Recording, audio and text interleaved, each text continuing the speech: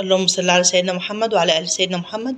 النهارده هنعمل باذن الله مخروطه مع بعض، نسقيها باللبن كده وحاطين سكر كده وقشطه عليها، هتعجبكم باذن الله.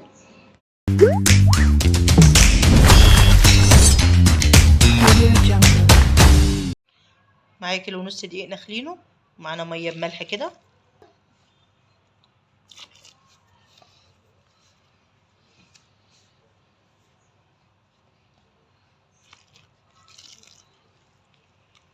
على حسب ما الدقيق كده بياخد معانا.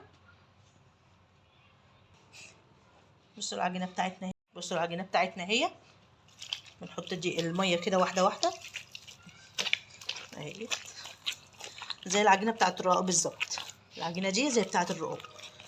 طبعا هنقول لكم احنا هنعمل بيها ايه. دي مش هنتعمل بيها رقاق خالص. هنعجنها بقى كده ونوريها لكم كده عشان ما نطولش عليكم. خلصنا العجينه بتاعتنا اهيت. بصوا لابسه اهيت. هنغطيها كده بقى ونسيبها 10 دقايق كده ترتاح. معانا العجينه ارتاحت اهيت. هنقطع منها كده حتت صغيره كده.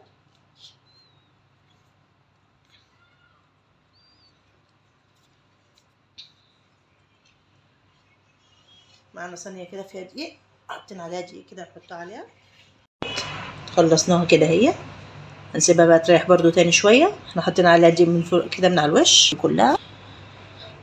رشينا على العجينه كده بتاعتنا دقيق كلها كده اهي، وهنغطيها برضو شويه.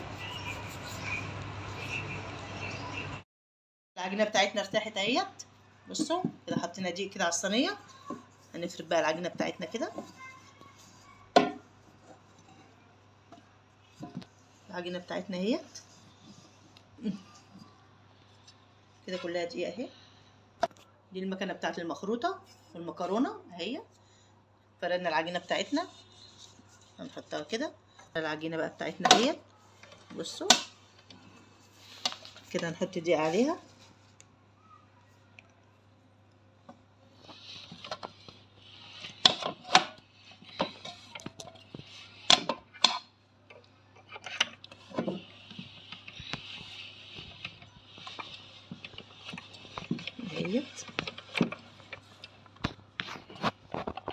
اول ما بننزلها كده بصوا معانا دقيق، نحطها في الدقيق على طول عشان ما تلزقش ببعضها اهي.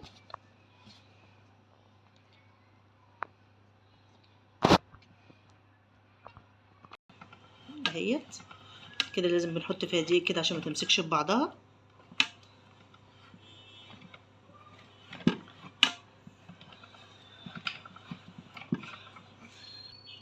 نرش عليها دقيق كده اهيت عشان نفككها من بعضها. بصوا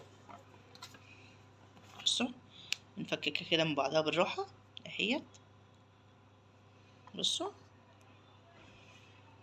نحط عليها دقيق وبنفككها كده اهي كده اللي احنا عملناهم الاولانيين اهمت. هنفككها بقى كده كلها ونعملها بقى ونرجع لكم. المصفى ابص معانا المصفى الحله على النار والمصفى عليها، ودي العجينه اللي احنا عملناها كده.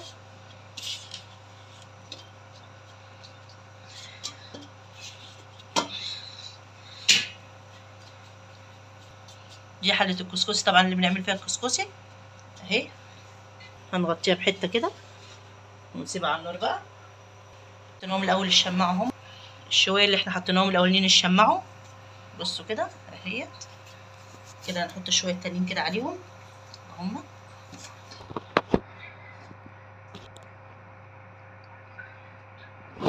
احنا ما بنغطيش بغطا كده عليها، احنا بنحط حته وما بنحطش في المصفى حاجه. بصوا اهي بنغطيها كده اهوت والبخار كده بيسويها اهو. عملنا المخروطه النهارده اهيت. جربوها باذن الله بالطريقه دي هتعجبكم. كده معانا جوز الهند حطيناها عليها، معانا زبيب. جربوها هتعجبكم باذن الله، حاجه خفيفه وجميله في البيت كده ونضيفه. ان عجبكم الفيديو ما تنسونوش في لايك وشير، واللي بيتابعني على الفيسبوك يعمل لايك وفولو للصفحه.